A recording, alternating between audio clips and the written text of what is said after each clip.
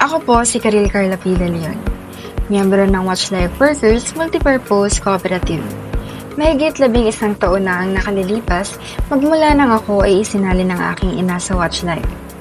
Nagsimula ako makihalubilo sa kapwa ko platoon nang isinama ako ni Mama sa isang event noon.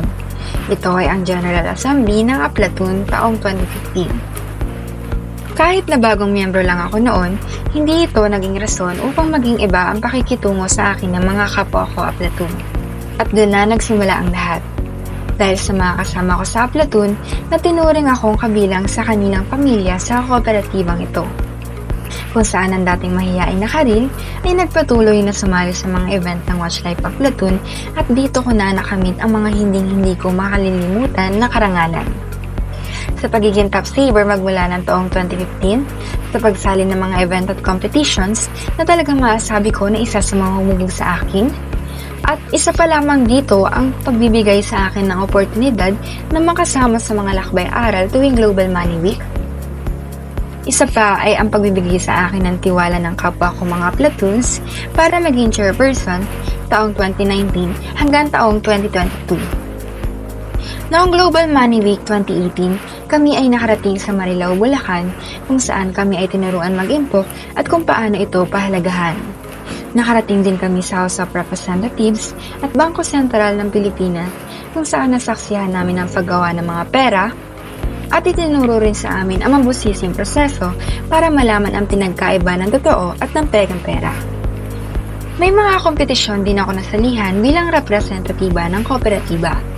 At talaga namang napakasaya sa aking puso na makitang ibinabandera ang pangalan ng Watch Life Workers Multipurpose Cooperative. Dumaan ang pandemya. Ngunit ang Watch Life ay nagpatuloy sa kanilang mga pakulo upang ang isang katulad ko ay hindi ma-stuck sa bahay. Sumali ako sa mga iba't ibang ganap at kompetisyon na ginaganap nila online. Noong October 2020, ako ay tinanghalang kampyon sa #PlantaSeedToday 10-week gardening campaign na sinalihan ng co-op sa NATCO Youth. Sa sumunod na taon ay sumali naman ako sa Young Filipina Savers bilang representatiba ng co-op sa CDA Region 3. Iba't iba pang mga events ng Watch Life ang aking sinalihan kung saan nahubog ang aking pakikasama sa ibang tao, ang aking pagiging leader sa isang grupo, at ang aking pagsasalita sa harap ng maraming tao.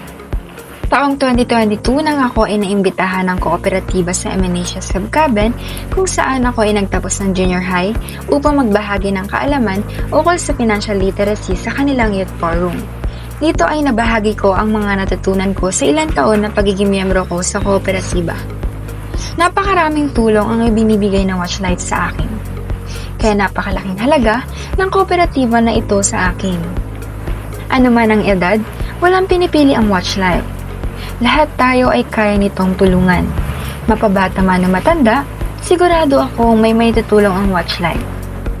At sa dulo ng testimonyong ito, ay masasabi kong binuksan ng Watch Life ang pinto sa napakaraming oportunidad para umunlad ang aking kaisipan, ang aking katauhan, at ang aking pangkalahatan.